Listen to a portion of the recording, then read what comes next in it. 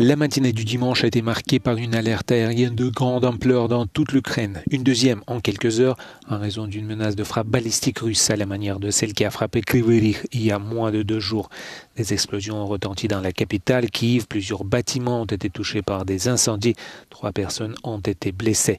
Les forces russes avaient frappé également une tour d'habitation à Kupiansk avec une bombe guidée, blessant 2 personnes.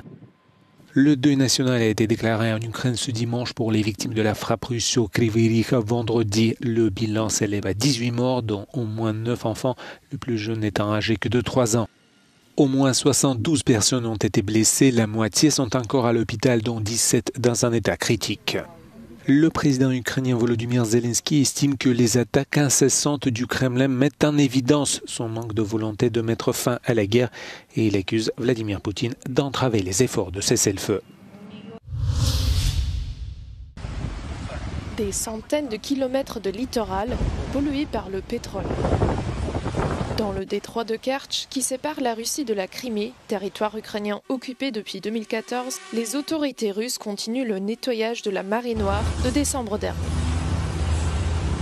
Au moins 3700 tonnes de pétrole se sont déversées dans la mer après qu'une tempête avait endommagé 2 pétroliers russes.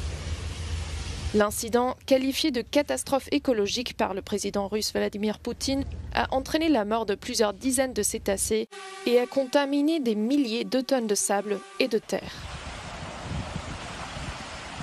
Depuis, plus de 418 km de littoral ont été nettoyés, selon le ministère russe des situations d'urgence. Moscou estime le coût des opérations de nettoyage à 913 millions d'euros.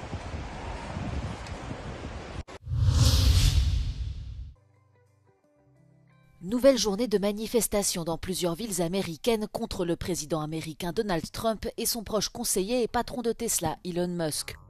Plus de 1200 rassemblements hands-off ont été organisés par plus de 150 groupes, dont des organisations de défense des droits civiques, des syndicats, des défenseurs des droits LGBTQ+, des anciens combattants et des militants pour des élections équitables au National Mall à Washington DC et ailleurs dans 50 États.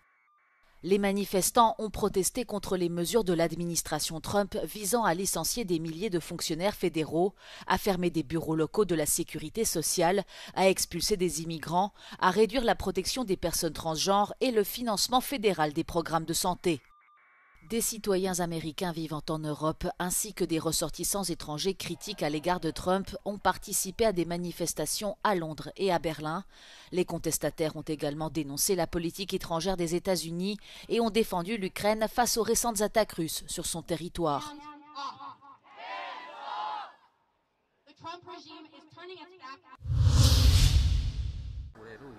Des milliers de personnes sont descendues dans les rues de Rome samedi en réponse à l'appel du mouvement 5 étoiles à manifester contre le plan de réarmement de l'Union européenne. Des chiffres au-delà de toute attente ont commenté les organisateurs. Selon les sources du mouvement 5 étoiles, la participation pourrait atteindre 100 000 personnes. Giuseppe Conte, leader des Cinque Stelle et ancien Premier ministre italien, est l'un des critiques transalpins les plus virulents du plan de réarmement à 800 milliards d'euros proposé par la présidente de la Commission européenne Ursula von der Leyen et soutenu entre autres par le gouvernement de Giorgia Meloni. C'est un coup sévère contre le crime organisé. La police espagnole a annoncé samedi avoir démantelé un réseau de trafic de drogue qui faisait entrer de la cocaïne en Espagne via le port de Valence. Le réseau est soupçonné d'être lié à la branche belge du gang Hells Angels, un club de motards considéré comme une organisation criminelle dans son pays d'origine, les États-Unis. Han sido detenidas 20 personas, 17 en España, 2 en Bélgica y 1 en Francia, y se han llevado a cabo 11 registros en España y Bélgica, en los que se han intervenido más de 1000 kilos de cocaïna.